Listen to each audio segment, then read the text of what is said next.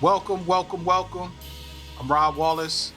This is the Zero Noize podcast where we engage in progressive discussions about music, life, and everything in between with our guests. This podcast is brought to you by Grove Studios, 24/7 artist and production workspace.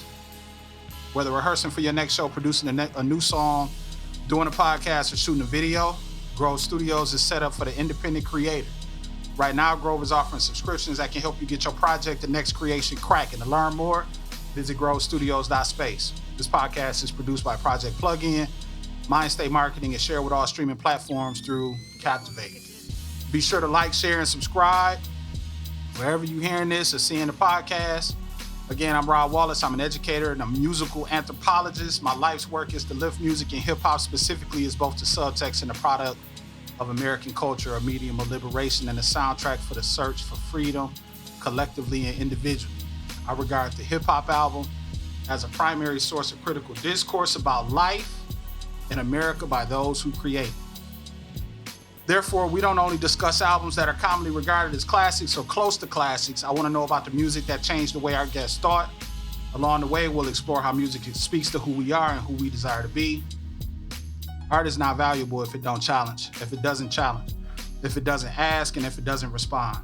We acknowledge that music decorates time, as art decorates space. I ask dope people to visit with me, talk about who they are, who they've been, and what they do.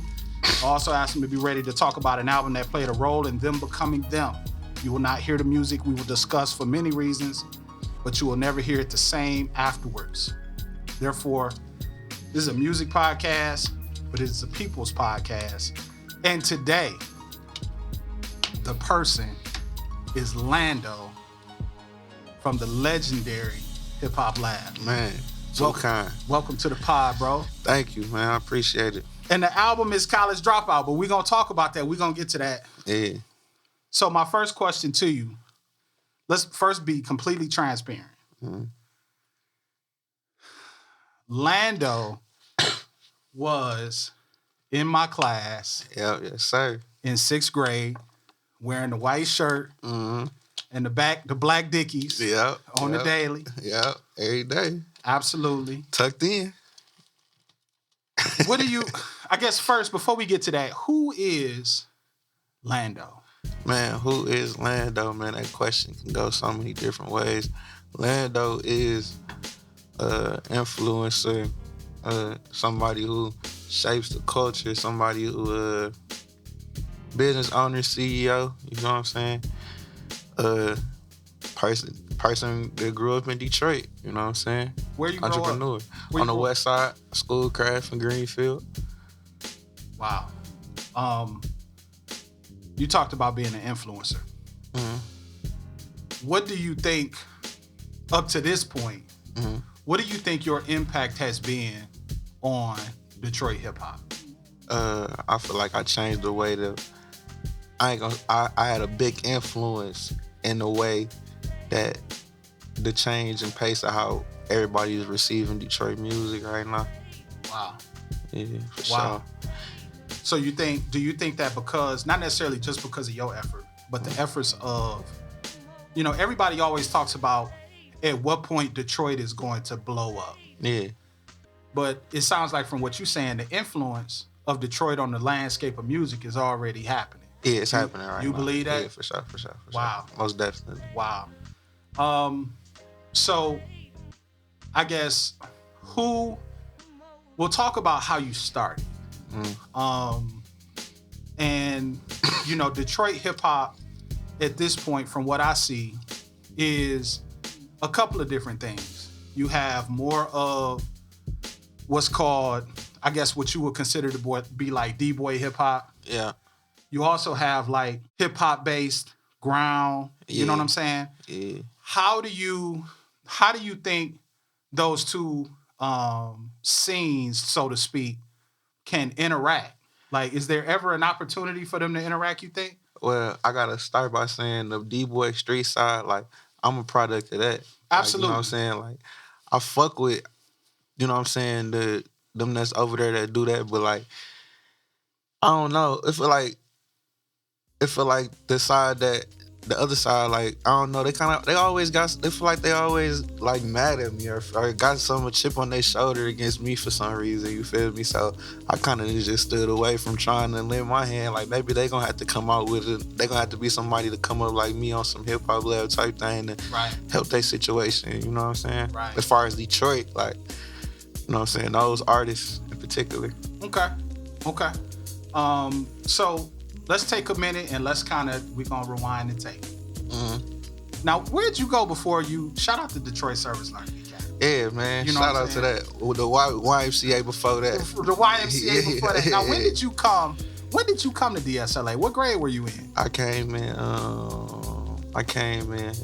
fifth grade. In fifth grade. Yeah. And do you remember who your fifth grade teacher was? Yeah, for sure, Mr. Davis. Mr. Davis, who ended up being the principal, still in the game. Shout out, Mr. Davis. For sure. And then you came to sixth grade. Yeah. And I want to say, now in 0304, you were a fifth grader, and then you came and was in my class with all the boys. Yeah. In 0405. Yeah. So I gotta play you something. Somebody got something to say to you. I want you to tell me who this is. You ready? Oh, you got something like that? I had to get ready for you. That's fire. Here you go. Hey, Philando, this is Miss Darden, your sixth grade ELA teacher. Wow. I just wanted you to know how proud I am of you. I'm glad to see that you're using your talents and gifts for positivity. One thing I remember about you, that you never minded sticking out and doing your own thing. Do you remember when you came to the talent show and tried out and was doing this crazy dance? And we were like, what is he doing? But what I can appreciate about you is that you didn't mind making your own lane and just doing you. We need more people out here just making their own lane. Shout out to Mr. Wallace for staying connected and keeping me in the loop. I hope that you guys are all doing well. Keep repping our DSLA legacy. That's fire. Wow. So what I want you to know about that time was I was the teacher, you were the student. Yeah. But it was when I came over back to JA, to Junior Academy, to the middle school, was when I kind of started making the transition to understanding what my position was in the school. Yeah. So you contributed to me learning about how important my job was. And I'm gonna tell you why. You wasn't a perfect student. Yeah, for sure. And a lot of our students weren't. But you shine because you had a lot of social intelligence. You had a lot of charisma.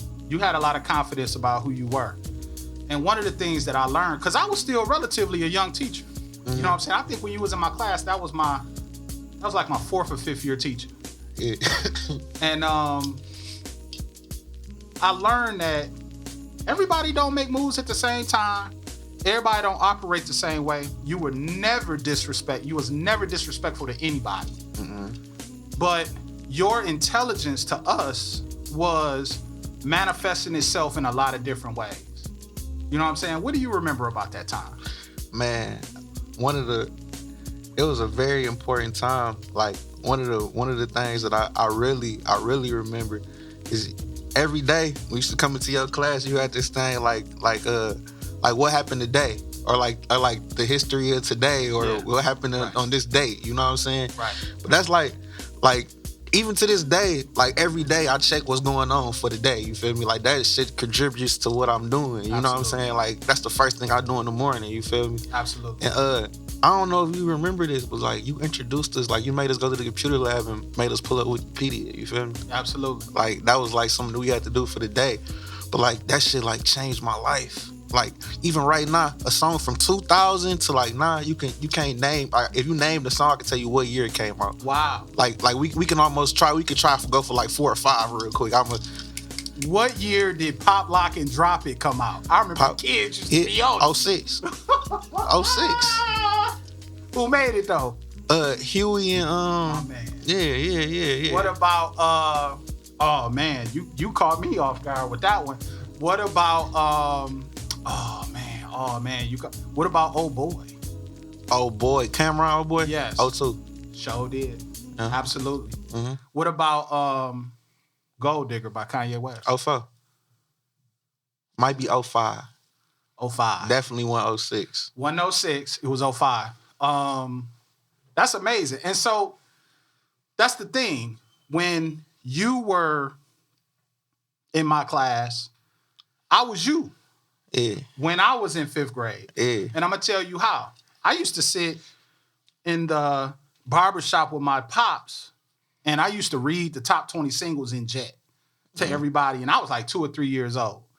So I always followed music the same way. Just like last week, in the last podcast, I was talking about the best years in hip-hop to me was 91, 88, 96, 95. I've been getting cussed out about 95 all year. I mean, all week. And 2003.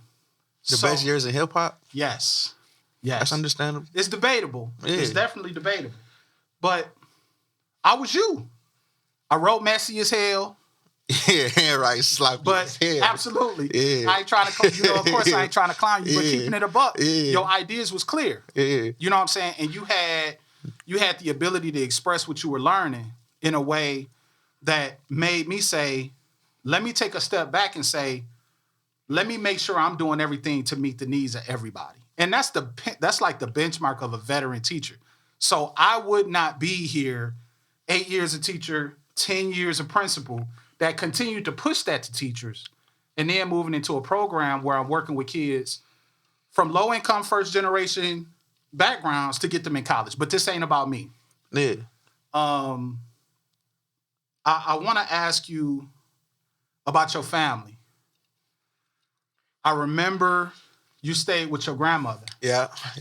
And your grandmother did not play with you. Nope. Tell me about your grandma. My grandma, man.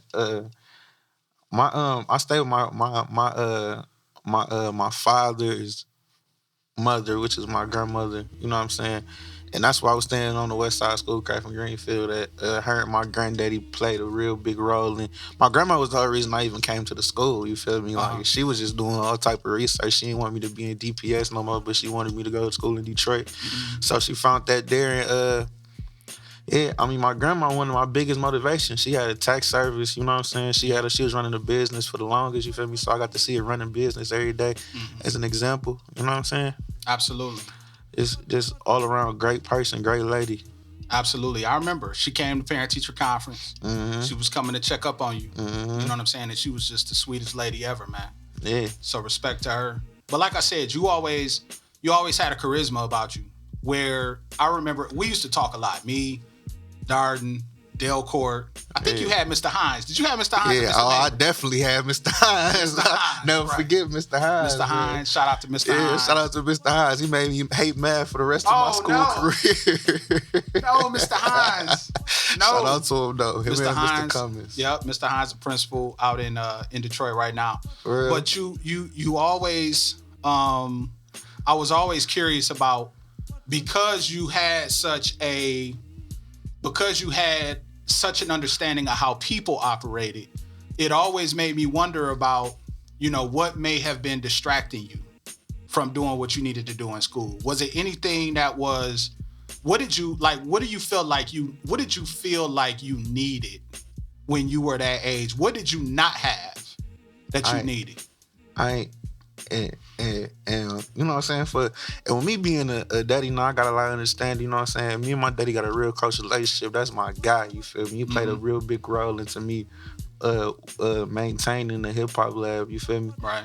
But I really just wanted a relationship with my dad for the most part, you feel me? I was real depressed. Like, coming to school is my favorite thing to do, you feel me? Amen. Because I was depressed at the crib, you feel me? Like, you know what I'm saying? Like, it's a lot of things. There's a lot of, like, me being older now, I realize how good I had it. But at the end, you feel me? You know what I'm saying? You looking at what other people got. Your life might not be going the way that you want it to go. You feel me? I'm yearning for my father at the same time. You feel me? You know what I'm saying? Like, the best thing really about growing up around that time was just, you know what I'm saying, being with my uncle, going to school for real. Cause at home life it just went too, like, it was stable because I had my grandparents, but you know what I'm saying? I still had my mama and my daddy. I wanted to do a lot more. You feel me? I said I put an album out in January, and the last song it's an EP. The last song is called Expire Expended, like dying empty. Like, give out everything you got, because when you go, you know what I'm saying, you will have expended yourself. Yeah. And I said on there, I was thinking about you and I was thinking about the rest of the students. I said, I'm decorating time. Luck can't compensate for grind. Dug the battle lines. How dare a nigga hate on mine? I chose a different path, lesson plans, reading math. Life was hard outside that building. There we made them laugh. To think how bad I wanted strangers just to take a note when it's a couple thousand saying that Wallace the GOAT. You'll be amazed at the things that love provoked. He ghetto stole a coat, but left it by Big Wallace though. So I recognize the impact that I had on the kids that was there because it was peace. I mean, bro, like all of the stories that I heard, I talk to our kids all the time. Yeah. And they tell me now, you know, I was going through sexual abuse when I was in your class and you didn't even know. And it just makes me that much more full about the fact that I tried to be positive all the time. Yeah, no, facts. So to see you where you are, and you still deal with shit. Yeah, you still dealing with a lot of shit. For sure. But the fact that you transcending all of that, it just make my heart melt every time. And then to see you become a pops. Yeah. You know what I'm saying? So tell me about, we gonna kind of go back to that space, but I want to know about being a pops, but you left DSLA, you went to high school. Tell me about high school. Well, this a lot of people don't know. Like I actually created the hip hop lab my 8th grade year at DSLA. You feel me? With Mr. Enox now? Was Enox there? Who was your 8th grade teacher? Yep, Enox was there. Yep. But it was like kind of like some shit I was doing at the crib though. Like you know what I'm saying? And I felt like it was corny at the time. You feel me? Like I'm like, man, I ain't about to be blogging and shit, man. I'm trying to rap. You feel me? This shit lame as hell. Right. And I came up with I literally remember like my summer after graduating from high school. I'm in my grandma, not my grandma that I grew up with, but my mama grandma. I'm in her basement trying to figure out what the fuck I'm about to call this website and shit. I came up with the hip hop lab. I got to searching and I ain't see that shit nowhere else. Right. So I went on GoDaddy and bought the domain name and shit. 8th grade. 8th grade. You know what I'm saying? But when I was going to high school, and once I told my daddy about it, like, you know what I'm saying? Like, we got like an on again, off again type of relationship. But he was like, once I told him about it, he kind of almost couldn't believe that I had the name. You know what I'm saying? Like, we was going back and forth from that for the longest. And then like 6 months went past and he was like, I was doing interviews like, I was doing over the phone interviews with like some big people, like in my 8th grade, like summer. Like I interviewed like Manny Fresh, like a couple people, like Lil Chucky from Young Money. I interviewed like Lil Twist, like people that was little popping around the industry that time. I had ended up connecting with somebody through Twitter, like a little media person.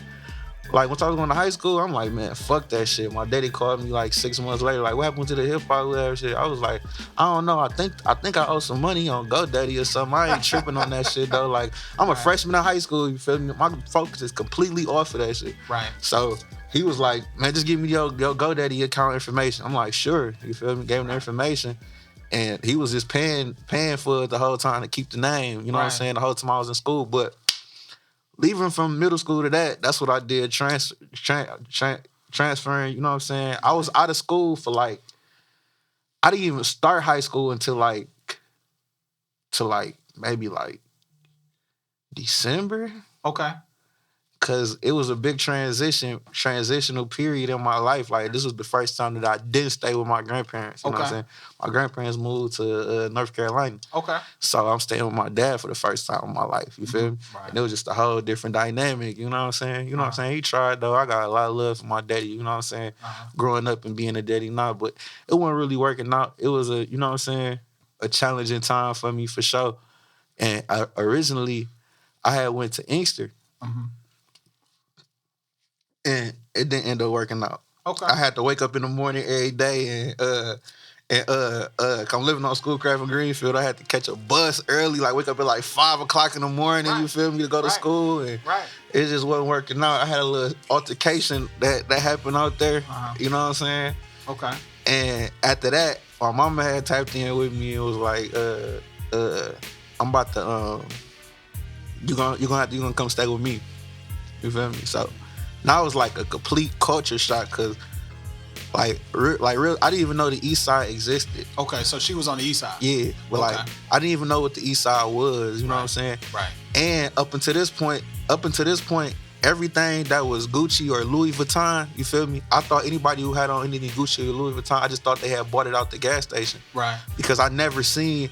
Every time I seen this shit, it was in the gas station. Right. You know what I'm saying? I never been to Somerset and seen the stores, you feel me? I never seen this shit before. Nobody I know got none of this shit on, you feel me? Like, I'm seeing rollies and chains and shit. Right. I'm thinking, if they got a chain on, I'm like, bro, that bitch gotta be, I see all them bitches in the beauty supply, you feel me? In the gas station. I ain't see no jewelry store. I ain't know what Hutch was or Gold Sun, you feel me? None of that shit. Right.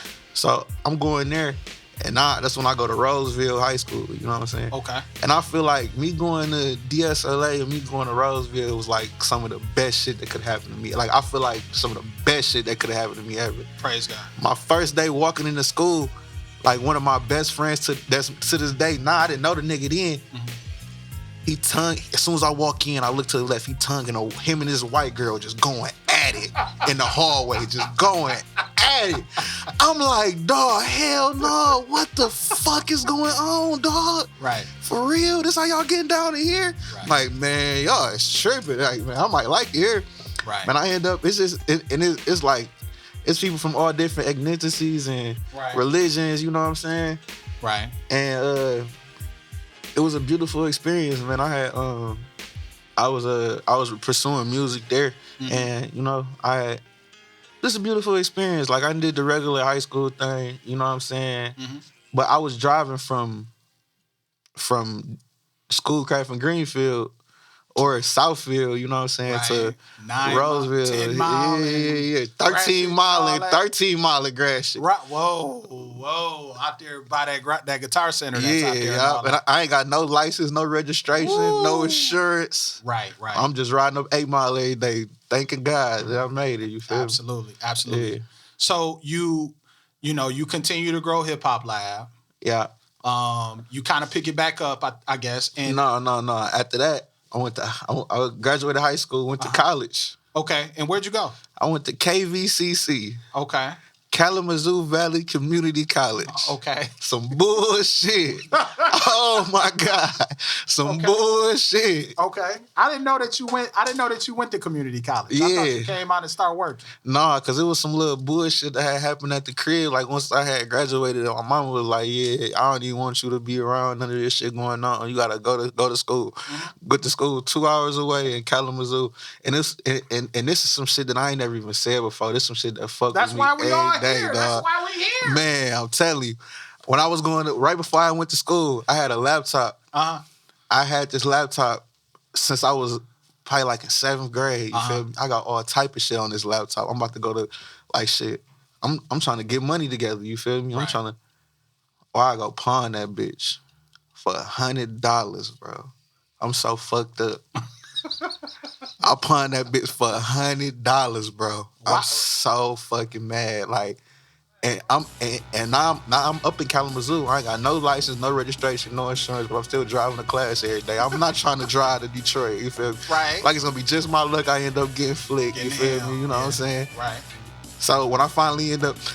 So I went to college, and long story short about the college shit, I ain't fuck with that shit. It was a complete and utter waste of my time. One of the biggest mistakes of my life, you feel me? I went there, I was doing little extra things, you feel me? I shouldn't have been doing, you know what I'm saying? Right. Tools and fuels. And I'm like, man, I'm about to get off it. I'm gonna try to buckle down. But like you said, bro, I ain't never been no good student like that. Like, it just wasn't. That ain't what I said, though. No, I ain't say that. I ain't say that. I just said you was motivated. You were motivated by different things. Yeah. You learned differently. Yeah. It didn't mean that you couldn't have did it. But the grades things wasn't for me. Okay. Like the graded system, it was always stacked against me, I feel like. Okay. So that's fair.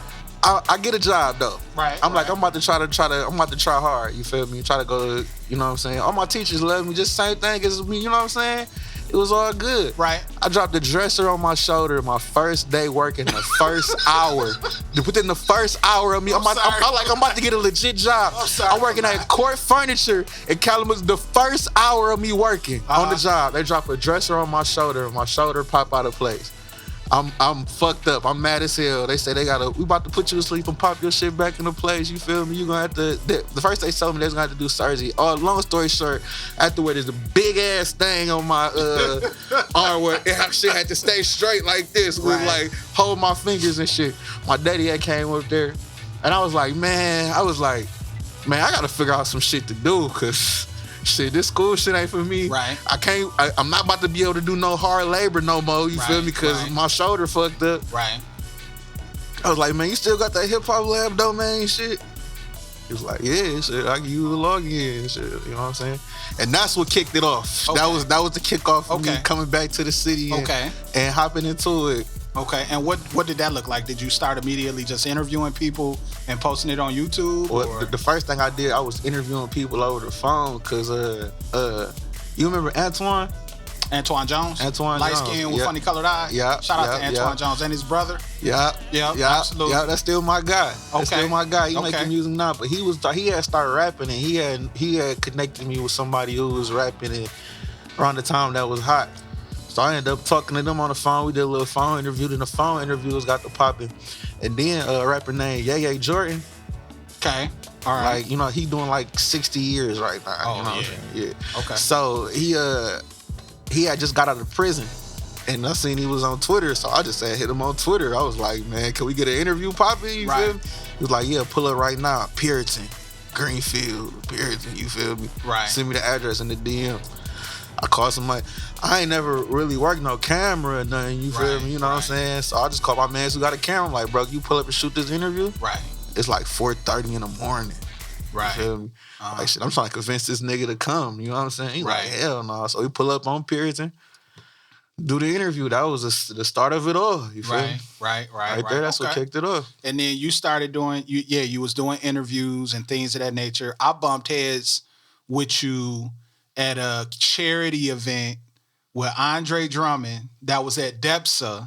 I got the picture. Don't make me look for it. I forgot about that. And I hadn't seen you between you leaving DSLA and then. Yeah. And we talked, and you had a camera. Yeah. And you was like, yeah, I'm just trying to do my thing, this, that, and the third. Yeah. And you told me to check for Hip Hop Lab, and I subscribed. And so I just continued to see you doing these interviews. Mm-hmm. And I ain't gonna lie.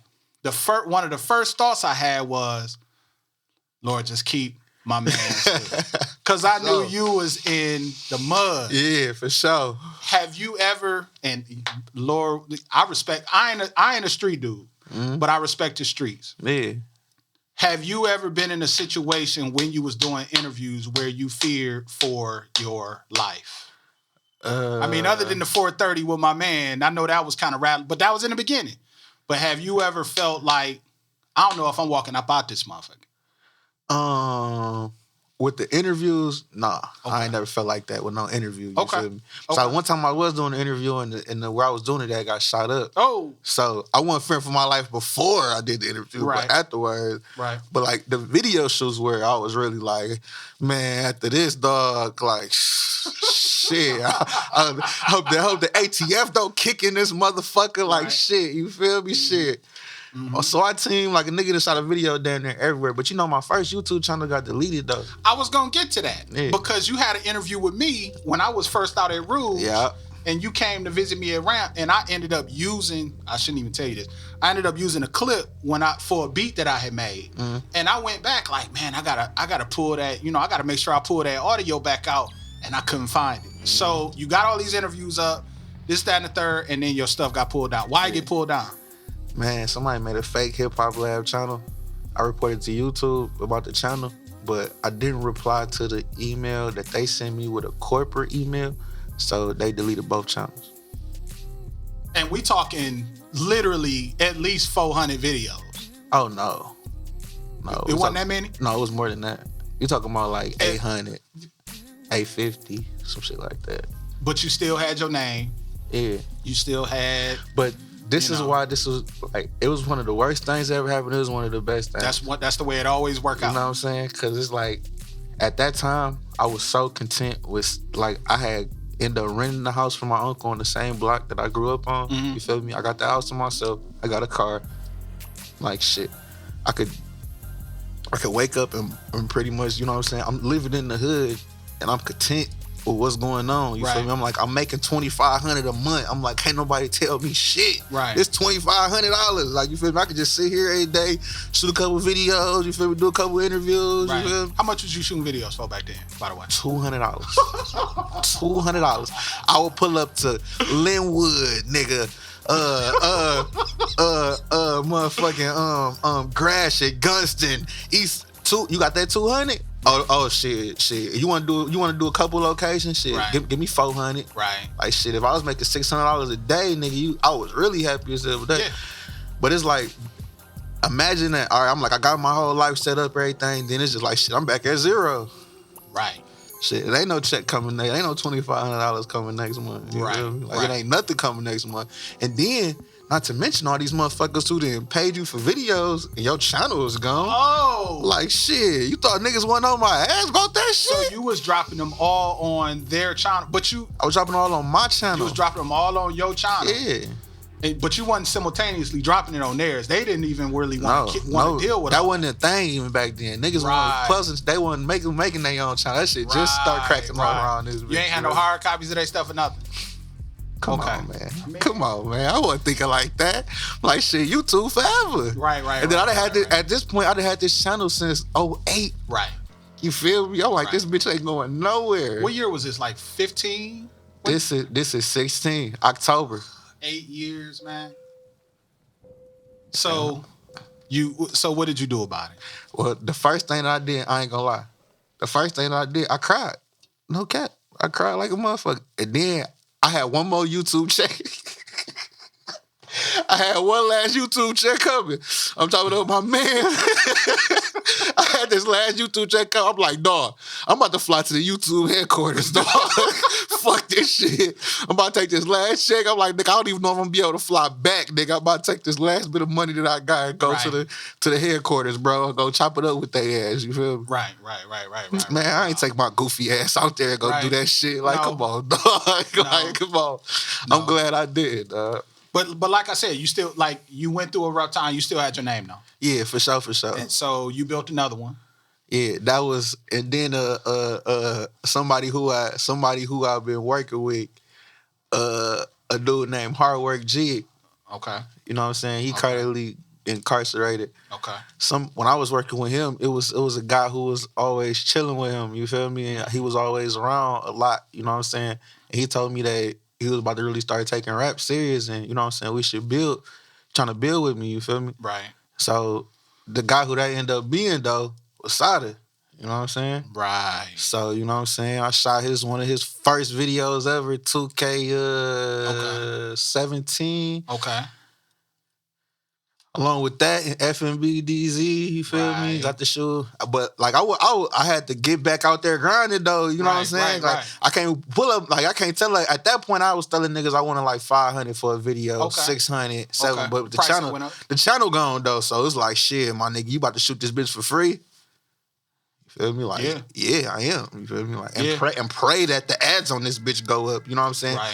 And thankfully that wasn't the time where you had to pass this little threshold to get some money on YouTube. Like now, shit, because that's some bullshit. I ain't gonna lie. Right. Man, I'm telling you, dog, that shit's so fucked up. So you have mastered to a degree, you know what I'm saying, YouTube as a money-making machine. Like you done seen it evolve to a degree. Yeah. And when one of the things you said at the very beginning when we started talking was you talked about how, you know, you were an influencer, but you really came up from the internet. Yeah, and for sure. There's a lot of people in Detroit and really all over the place that were still holding on to the old way of promotion, the old way of getting people out there, while you primarily used this medium in a way it was real strategic because you contributed to it getting in the hands of all these other people. Yeah. That's amazing. For sure, man. I ain't gonna lie. I be feeling like, man, sometimes that's why I just keep working, man, because some people acknowledge it, man, and some people don't. Like, the whole Detroit scene would be completely different right now if it wasn't for the hip-hop, for sure. You know what I'm saying? And I was like, man, like, I was even debating with myself the other day, like, dog, you can't be like, man, I really gotta say it, because, like, if you don't say it, you feel me, then he's gonna try to take it out, then they're trying to take you out the history books, you feel me? Like, man, I ain't gonna lie, like, you hip to Drago and Bino? Yes. You hip to Drago, you know, their first video that everyone crazy dropped on the hip hop web, which is a song called Hands On. I'm gonna hit the road. I got 2 stuffers. I dropped on my page. You feel me? One of those first. Eastside 80s, like Dexo Sama, they did an interview with me and said he felt like he had death on him and died a little bit after that. You know what I'm saying? Wow. RIP to him. Like, these are like big Detroit things, you know what I'm saying? And I feel like my channel getting deleted kind of probably contributed to, you know what I'm saying, a lot of that, you know what I'm saying? It's a lot of, some of the classic interviews I got, some of them I don't, but even since then, you know what I'm saying, I done made waves. Like, I couldn't even dwell on that shit. I done made waves, constant waves with what's going on. Right. You know what I'm saying? Shout out to everybody who, you know, for no matter which side of the, like we talked about earlier, no matter which side of the fence you may be on in terms of what you like or what you support. I mean, you're right. People do need to give you your flowers. And shout out to the artists that they believed in you. They, you know, chipped into you being willing to, and sometimes you had to do stuff for free or whatever, but the fact that they chose to deal with you is huge. You know what I'm saying? On the flip side, though, majority of the artists, a lot of the artists, they hate to see what's going on though. Nah, though, as fucked up as that is, man. You feel me? They want you to stay a cameraman forever. They want Lando to be able to call and pull up and shoot and do whatever you need, whatever. Like, it just come back to people want you to do good, but they don't want you to do better than them. You know what I'm saying? So once, you know what I'm saying, you get to do a little, it builds up a little animosity. That love ain't the same. But you don't focus, but we don't focus on that. We don't focus on that, but it's definitely something that you gotta pay attention to, you feel me? Cause shit, you feel me? Now you might try to come around me and, you feel me? Like, I ain't gonna lie. One of the biggest things that I had to just break myself out of, you feel me? And I ain't trying to, you know what I'm saying, take it left field or nothing like that, but it's survivor's remorse, you feel me? Can't help everybody. You know what I'm saying? You fuck around and get yourself killed. Nipsey Hussle, survivor's remorse, you feel me? I probably wouldn't do that. It's cause I know how fucked up niggas is, you feel me? Survivor's remorse. Why is Nipsey Hussle in the hood at his story, you feel me? At that time. You still feel connected to these people. I wanna show y'all something, you feel me? Show you that you can do this and show you that you can be that. And what happened, you feel me? One of the people that you having survivor remorse about in your community, I mean, that's the type of shit that end up happening, you know what I'm saying? Like, you gotta help motherfuckers from a distance. Like, I ain't gonna lie, like, shit be so fucked up. Like, shit be fucked up. Like, motherfuckers who I done been on my whole life, like, you didn't see me, you know what I'm saying? Like, it be different. Like, I genuinely, you know what I'm saying, remember from the bottom of my heart, like, you knowing that it was something different about me, though. You know what I'm saying? Like really believing in me back then, you know what I'm saying? Like, I treated you, I can be honest with you and tell you, I mean, I treat all my kids with respect, but we knew, like Ms. Darn was talking about, we knew that it was something that was different about you, that you were going to use your ability to connect with people to come up. We knew. So I get it. I get it 100%. So I guess my question for you now is, you know, you knocking on 30 if you ain't 30 already. Nah, hell no, I'm 25. Well, you about to be knocking on 30, but you talk about the fact that Hip Hop Lab been around since 08. Yeah, that's 13 years. But I couldn't give it that though. I say active of 14. Okay, but still, what? So I guess for the people who are listening who are not in a position who see Lando and see there being a platform, no matter where they are, no matter whether they're young, no matter whether they're older, how do you think that they should go about carving their own lane for themselves to be successful in terms of making music? Man, it depends on what side of the fence, as far as rapping or doing what I do. Either. Well, when it comes to rapping, like, I ain't gonna lie. Like, I'm about to, like, this is what I be charging for in my consultations, what I'm about to say right now. You gotta drop 3 videos a month for 6 months. It's automatically you gonna pop in Detroit. And you drop them on For Show magazine, which don't got nothing to do with the Hip Hop Lab, or you drop them on the Hip Hop Lab, you feel me? It's like automatic. You ever played Grand Theft Auto, Say That Dress? You remember how the code used to be a 1 or 2, left down, right up, left down, right up. You get all the guns on there. Yeah, right.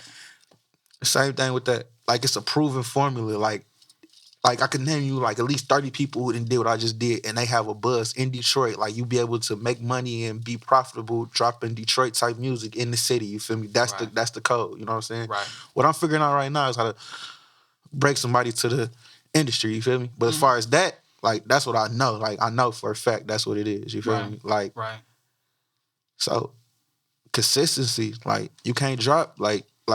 A lot of people be trying to just like, all right, I'm a new rapper. Like in Detroit, people know this what you gotta do though. You go shoot a video with Public Heron, man, you gonna drop it on For Sure Mag or Hip Hop Lab. That's just the standard, you feel me? But if you're not in tune with what's going on, you just shoot a video with your mans and drop it on your YouTube channel, you know what I'm saying? You dropping videos, you're not getting results. You putting yourself in front of your own people. You know what I'm saying? And that's it. That's not where it works. It ain't gonna pop like that. Or, I mean, the right person might see it and you just end up going crazy. I mean, but that's like a shot in the dark. You know what I'm saying? Like a big shot in the dark. You know what I'm saying? So as you transitioned over to more of the business side, the CEO side, really trying to make things happen, what have you found to be realities that people need to understand about coming up that way? Man, a reality that people gotta understand is that a lot of people, like in my DMs every day, like the majority of thing that's in my DM is I need you to sign me. I want you to sign me. I need you to manage me. But if you don't have nothing to manage, it's like how I'm gonna manage you. You feel me? Like it gotta make sense. You don't even want to manage you. You know what I'm saying? Because you don't have shit going on. Like a lot of people looking for investors. Like first of all, you gotta know what are you looking for. You know what I'm saying? Like I got somebody who I manage right now. But he's not signing me, you feel me? He pays me every month to manage him, you know what I'm saying? That's my guy. But like that's how this shit really works, you feel me? Like if you ain't got no buzz and nothing going on, like, and you gotta be willing to put money into yourself. Like, why would I put my money into yourself if you're not even willing to risk your money and put it into yourself? That's a good point. Right. So we went through all this stuff, you know what I'm saying? And now you're a businessman and now you're a father. Yeah. How did becoming a father change you? Like how did it help you to see things differently? It made me. I ain't gonna lie. Like you see how I grew up. You feel me? Like you know what I'm saying? From seeing me in your class, like I wasn't the most fortunate student. You know what I'm saying? Amen. So, like one of the things that like kind of fucked me up, like as soon as I got money, I just started going crazy with like shit I always wanted. Like, you know what I'm saying? Just doing just too much type shit. You know what I'm saying? I got a financial advisor and shit like that. You know what I'm saying? And the type of relationship that we got, like he'd be like, man, you gotta stop buying bullshit, man. You feel me? You know what I'm saying? Like, do this, do that. You know what I'm saying? Shit like that. But having a son made me just like think about all the money that I was making and like what I need to do with it. You know what I mean? It made me like figure out how to let this shit still operate if something was to happen to me. Right. You know what I'm saying? And thinking long term. Yeah, just thinking long term all across the board. You feel me? Like the best thing that happened to me though, for sure, my son. I'm so grateful. Like man, like. I don't know. I be feeling like, man, like me, I be needing like I feel like right before I had my son, I was getting too comfortable. You feel me? You know what I'm saying? Yeah. Like I just be needing shit to put the fire on my back. Sometimes I feel like kids center you. Yeah. Having kids kind of center you and make you kind of look around and say, okay, what makes sense and what don't. Yeah. You know, so I can keep moving. So that's deep. So for you, let's talk about what's up now. Mm-hmm. Like what you talked a little bit about managing people. Yeah. I know that you've been kind of working on a podcast. Yeah. And I know you manage the Shitty Boys. Yeah. Right now, are you managing them or are they signed to you? Well, a little bit of both. Okay. Like, why them? Well, when I first found out about them, like it's like a lot of people who got like real big respected names, like in Detroit, like in the music industry, like people was calling me like, look, bro, like you about to be wasting your time. Like these niggas is terrible, bro. Like no cap, like Lando, I love you, bro. I don't want to see you waste your money, my nigga. Like this is like cartoon Nickelodeon, Disney Channel music, right, bro. Like you feel me? You gonna fuck up your legacy, what you got going on? I'm like, my nigga, I ain't been wrong yet. Let me just do my thing. Right. Let me tell you, do you remember that you DM'd me and said, look at this? What do you think about this? I didn't until I just told to you just told me that. What did you tell me? I was like, I don't know. you know, I mean, it fit for me, it fit the wave that you was on. Yeah. Like, it was still different than a lot of what you had done, but I could see where you saw it as being a profitable venture. Yeah. You know what I'm saying? Yeah. I remember that conversation, and I was kind of like, that's different. Now that's mad different, Man. but they've gained a huge following. Pandemonium, dog. Like, this shit is crazy, dog. Wow. I'm trying to tell you, dog. I thought I was getting some money before, dog. I'm telling you, dog. Shit. And this is not necessarily, this took you from focusing around what was happening necessarily in the city and in the area to people catching on all over the place. Man, hell yeah. But that was on accident, too. Because, I'm like, shit. I know these niggas gonna go crazy because, I mean, you know what I'm saying? Like, you know, it's a baby trying, you feel me? You know what I'm saying? He looks like he look like Justin Bieber, you feel me? Right. But he black. So that's right there. You expecting him to sound one way, then he fuck you up, you know what I'm saying? In the group dynamic, shitty boys, you know what I'm saying? Like, come on now, bro. Yeah. Like, yeah. It's just all plays together, you know what I'm saying? Perfect. Man, you really blew my mind with that Miss Darden thing right there. I ain't gonna lie. You blew my mind with that. I do my research, like, and I intend on throwing people off. Man, she had us reading the Bully and all that shit. Absolutely. I told you, when you walk out of here, you're not gonna be the same. That's kind of the way that this works. So you managing, you know, you working with the Shitty Boys and you working on the podcast. What is like your end game? Like, what do you want to, like, what will the legacy of Lando be? What do you want that legacy to be? And I want you to claim it because just as much as this is a podcast, this is a historical document. Yeah, for sure. And it's going to live forever somewhere. I ain't going to be like you. I'm going to keep my shit. You know what I'm saying? I ain't going to be like you. Man, dog, shit, man. What is the legacy of Lando? Man, the legacy of Lando gonna be that I helped a lot of people get rich, and I helped a lot of people do what they love, make money off doing what they love. Wow. You feel me? Absolutely. Right. Absolutely. You didn't say, I want to have the biggest house, I want to do this. But the fact that you're interested in holding people first is huge. And it's evidence of the fact that you've grown up, but you haven't. You're still that same person. So let's talk about the college dropout. Okay? Now, what we do here at the Zero Noize podcast is I got to give you this. What? Oh, man. I got to give you that. I got to give you that. That's crazy. That's crazy. I got to give you that. That's crazy. You know what I'm saying? Just that's shout out to Underground Sound. Ooh. You know, we do support our local record stores. Now, I don't want you to play that. I want you to kind of like frame that. Keep it somewhere special. No, I'm going to frame this for sure. Just to kind of remind you of this conversation. You know what I'm saying? That's going to always be there. That's me and you right there. Man. Okay? Now, that came out February 10th, 2004. Oh, you good. February 10th, 2004. And like I said, I believe that you were a fifth grader in Mr. Davis's class. Yeah. And let me ask you this first. So, if it wasn't for the college dropout, fill in the blank. If it wasn't for the college drop, and this could be about you, or it could be about just the entire landscape of music, because you seem to be, you definitely well studied about the 2000s and up at least. Yeah. If it wasn't for the college dropout, how would the landscape of music potentially be different? Well, if I could finish the sentence, it wasn't for the college dropout, I wouldn't have had an idea. I wouldn't have thought it was possible. Like, because he didn't go the customary way that he was supposed to go. Yeah, you know what I'm saying? And so many stories, like you know how hard it is. Like one of my biggest like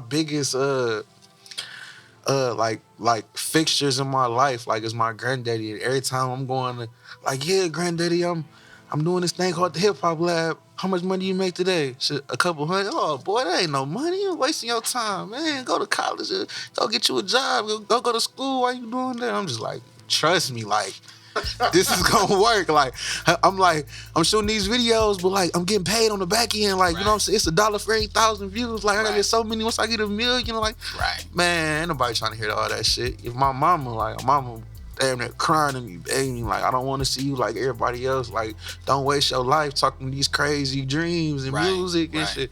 Man, I take care of my mama, man. She my number one cash app request. So shout out to my mama. Now let me say this before we go any further. The views expressed by Lando does not necessarily reflect mine. I am still in the business of education. I do believe that going to college, even when you went to KZoo, it was an opportunity for you to learn something about yourself. You know, and sometimes getting out, especially for kids that grew up the way that we grew up, it's important for you to get away from home, and have the ability to kind of find your way. And it, of course, obviously, I want people to finish college because I think it always gives you something to follow up on. I don't want you to finish college and be in debt like a mug. I definitely don't want that. Man, but I ain't gonna lie. I know too many people. We got a different philosophy. Yeah, I know too many people who, like, too many of my peers. Like, that's how I was looking at it the whole time. Like, all right, well, as soon as I came home from college, it was my freshman year. So I'm like, shit, by the time these niggas done with college, I gotta have some shit going on. Right. I ain't trying to have my people come back home from college and everybody up and I'm fucked up, still staying with my mama and shit. You know? But you gotta admit that the situation that you in, you are somewhat of an exception to the rule too. Yeah. You know what I'm saying? You gotta, I mean, and I'm not advocating one way or the other. Yeah. And I'm definitely not saying that you're wrong. Yeah. But what I'm saying is, I think for some people, college does not work. College is not for them. I understand that. For sure. And I think for other people, it's a pathway towards, at the very least, it's a pathway towards self-discovery. Man, but I ain't gonna lie. One of the best skits on this CD is some shit that's still going on right now. What the fuck? Man, it's a one skit on here, he's like, yeah, Jimmy, my dad died, but we don't have any money, but we got all these degrees. Right. Like, I know so many people that, like, one of my mans, he got his highest degree you can get. Like, he been going to school forever. Right. Bro, making like $16 an hour. Yeah. You feel me? It's like, why did I just waste all this time and do, like, you could have put all them years into your business and been popping. Whether it be t-shirts, whether it be rapping cars, whether it be selling plates, whether it be, you know what I'm saying? That's what I'm saying. Like, I don't know. Like, if you gonna go to college, man, that's how I feel. If you ain't going to be no lawyer or no doctor, man, you gotta go get it out the mud, bro. Figure something out. And we agree to disagree. And that's cool. That's cool. That's completely, I completely understand. So the album had a personal impact for you. And what I took away from it is just looking into, you talked about people's pathway into the game being consistent in terms of putting visuals in people's face constantly, all the time. Yeah. And during that time, the ways and the methods that people got into the game was relatively standard. Like, people worked, they built a little buzz where they were, and then they got signed. Yeah. And I think about how one thing that I pulled out from looking at this was Kanye would not allow anybody to talk him out of what he thought he was supposed to be doing. Exactly. He was extremely persistent. And you talked about the same thing as well, not necessarily trying to convince other people, but consistently convincing yourself that you was doing the right thing too. Yeah, for sure. So he came into the game by, his beats got him in the door, and he was consistently like, I can rap. And wasn't nobody trying to hear that shit. And wasn't nobody trying to hear it because he wasn't talking, he wasn't Beanie Siegel, he wasn't Scarface, the same people that was rhyming on his beats, but he continued to believe in himself, and somebody ended up taking a chance on him. And I think about also the Blueprint, being a part, playing a role in something that's bigger than you.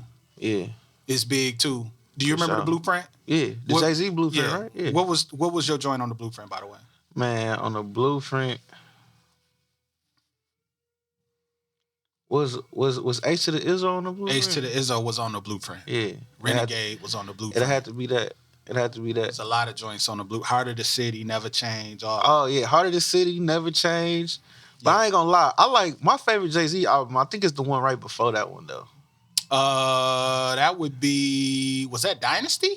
It's the one with all good just a week ago on there. Oh, that's volume 2, Hard Knock Life. Yeah. With Reservoir Dogs and all that. Yeah. Absolutely. And you know, I think about how like when y'all was in my class, I was playing instrumentals to all them joints in the background. I don't know if you remember this. What's that? I don't know how good your memory is. It's all right. I'm getting up there, but shoot. Literally the day that Can't Tell Me Nothing had came out, it was like a little, you know, when the website thing was coming out, it was like some type of like little blog site that the video was on. I don't know, you played it for everybody, but you played it for me for sure, and I was mind blown. What? Blown. I'm like, oh yeah, Kanye, the greatest. Like, right. I'm like, I can't wait for this album to come out. Like, you feel me? Like, right. Well, that was graduation, wasn't it? Yeah. That was on graduation. I didn't feel like, I felt like in order for me to make sure I stayed connected to my kids, I had to continue to stay up on it. I was the person that was getting the DJ for the spring fling and the fall ball. Shout out to DJ Incredible. I was up there doing it. I remember when we rapped, me and Mr. What was his name? Mr. Aaron. Me and Mr. Aaron rapped You Got to Chill by EPMD at the fall ball one year. Classic. So, but I felt like, and bruh, like to this day, I'm working on my PhD. While you talking about people, you know, and they advanced degrees. I'm working on my PhD and I'm studying how teachers can use music technology and hip hop as pedagogy, as a teaching style, in order to be able to give kids transferable skills. Like a kid like you, if we started a label at DSLA and you not only was able to make music, but you learned about how to manage people. You learned about how to make money. You learned about how to market. You learned about, and the math and science that was involved, you might be further along than you are right now. Yeah, real talk. And you ain't even got to be a rapper, or you may have never blown up per se, but you learning. Yeah. And so that's why hip hop was so near and dear to me. I did want to talk about the fact that Kanye was part of a cadre of producers that rap. Now, it was producers that rap before him. Plenty. RZA, Lord Finesse, Diamond D, all kinds of producers that rap. But looking at how producers, I want to get your input about producers now. Like producers the producers who you deal with and operate with. I guess I want to really know two things. Like, what advice do you have for them to get their beats to people? And then how would you go about managing a producer? Well, as far as managing a producer, like I would just get them placements with a lot of people that's hot pretty much. You know what I'm saying? In my phone book, you know what I'm saying? And if the beat's hot enough, like niggas begging me for beats all day long, like literally everybody. Like they just think I got everything I gotta do with this shit. Right. Which I do most of the time. You a conduit, man. You like you a gatekeeper. Yeah. To a degree for that scene. For sure. So I say shit, man, sometimes it just be about getting in the right person DM, man, getting in the right email. You know what I'm saying? But you gotta know about, like, I see where a lot of producers burn their bridges is like a nigga do they beat and then they just use the beat and the rapper would never acknowledge the producer or nothing. But then the first thing the producer do, they in their DM talking crazy, you feel me? Like, hey, I'm gonna fuck you up, you know. Like, all right, I just want to use your beat then, bro. You feel me? I just seen it happen a million times. Oh, the producer tripping. Oh, they want too much money. Oh, just get it remade. Like, you just should, you know what I'm saying? You could at least had the credit and made more money. Like, that's people don't understand about doing stuff for free. You feel me? Like, it's a long haul with doing something for free. You know what I'm saying? Right. So, you did videos for free. You know people who did beats for free. Yeah, and you gotta do a lot of beats for free in order to be able to sell beats in a lot of situations. But like the thing about me that's different between a lot of people that I came up like working with, like I don't let nobody around me work for free at all. Like you got to get paid something. You feel me? Yeah. Because I know how I was me shooting the video from 1:00 p.m. to 3-4 o'clock in the morning and shit. I'm trying to find change in my car to get some coney before I go home. You feel me? Right. I've been shooting the video for a nigga all day and he got $100,000 out. You know what I'm saying? It's like this shit don't make sense. You know what I'm saying? Like Right. So College Dropout was his first album, technically. I mean, he had but it took 4 years to make. It had records from, you know what I'm saying? I remember hearing early Kanye tapes and demos and mixtapes. What was your favorite record on College Dropout? We Don't Care. Oh, yeah. Okay. Okay. Okay. Kanye had a lot of great singles on that project. My record was 2 Words. Because I think 2 Words for me was the bridge between Kanye being a different character in the game, backpacker, a little bit on the less aggressive side and all that, with that other side of the game. Even though Mos Def and Freeway wasn't the most gangster dudes or whatever, that beat was hard. Yeah, for sure. And they did what they needed to do. And it took 4 years for him to record it. Like I said, this is kind of what got him signed. So for me, it was almost like, that album was principally, they went back and they changed things and they added strings, and he brought in, there was a singer. He brought in Saul Williams to do a poem. He ended up having records with Jigga and Mos Def and Talib Kweli. So for me, other than those touch-ups that came out as part of the record, for me, I felt like Late Registration was really Kanye's first real record. Late Registration came out second. Which, for me, Late Registration is one of the best albums in hip-hop history. Most definitely. Because of how he used samples with other instrumentation, it was a lot of people that tried to do that after the fact. And it's a lot of I don't think without Late Registration, you wouldn't have a Kendrick Lamar. You wouldn't have that production style. Yeah. Whereas it's hip-hop based, but it's a lot of instrumentation in it as well. So it did represent a shift in the way that people thought. It talked about college, and I think that he represented the way a lot of people thought.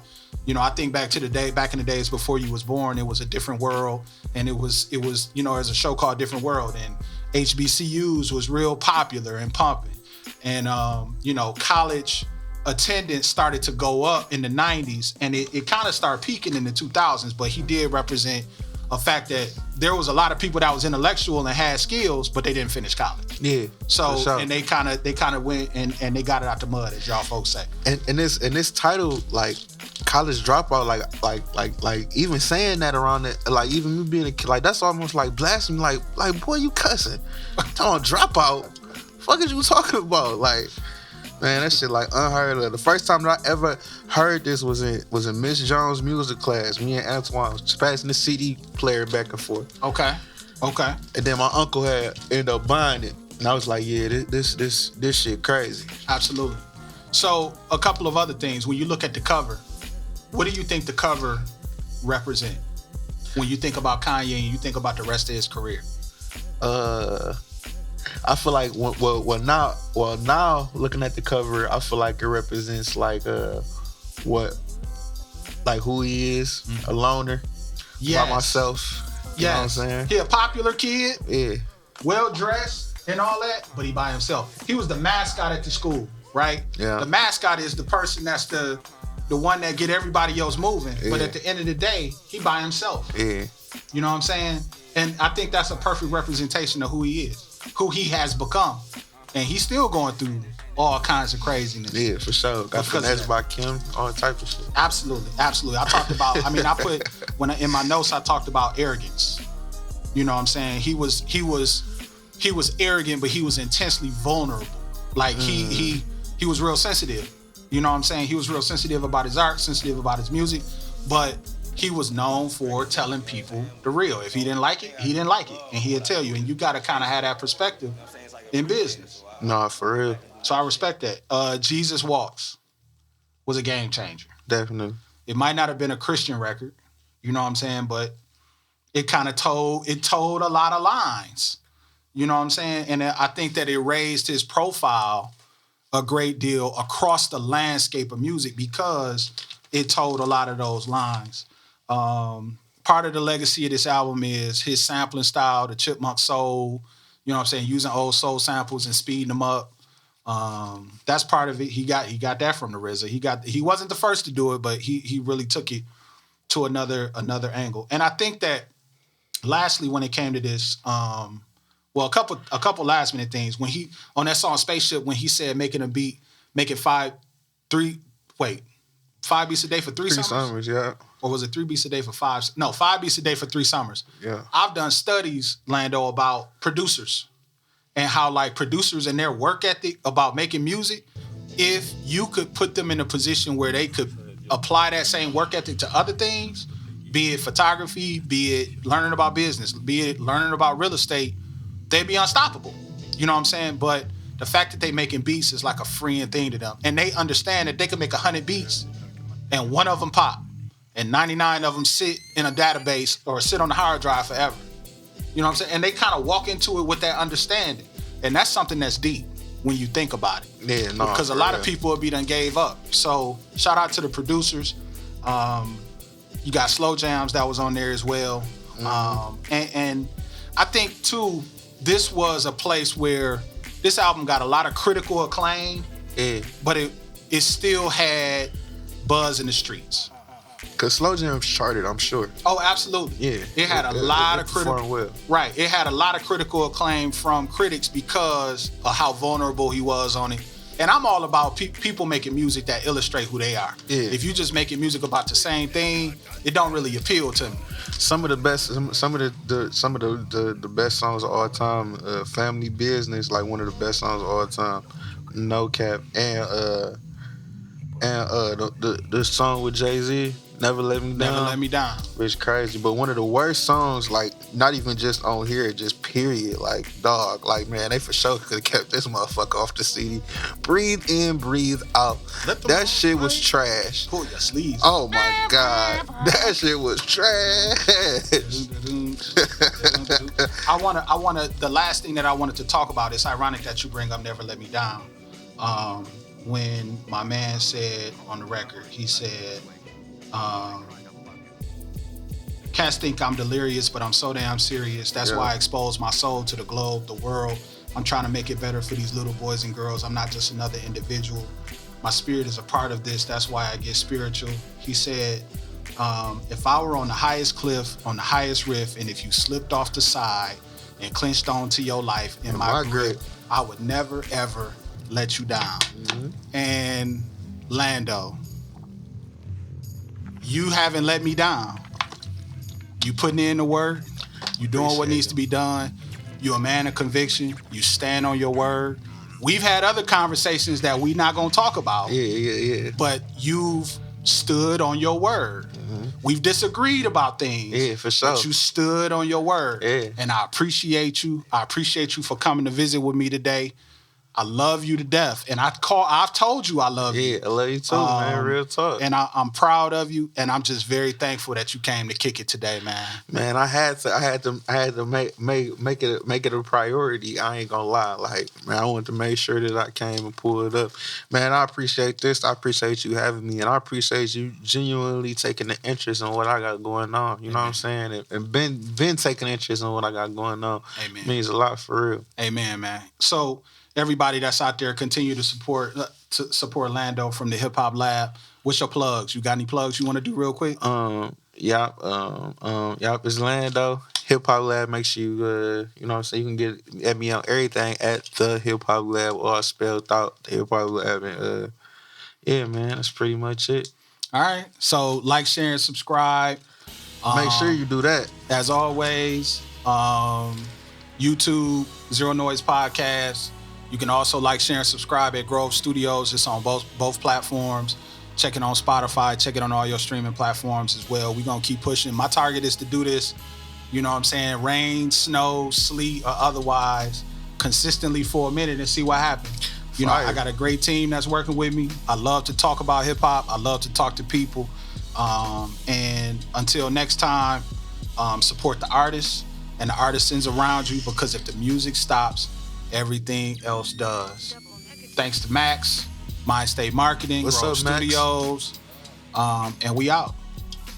Peace.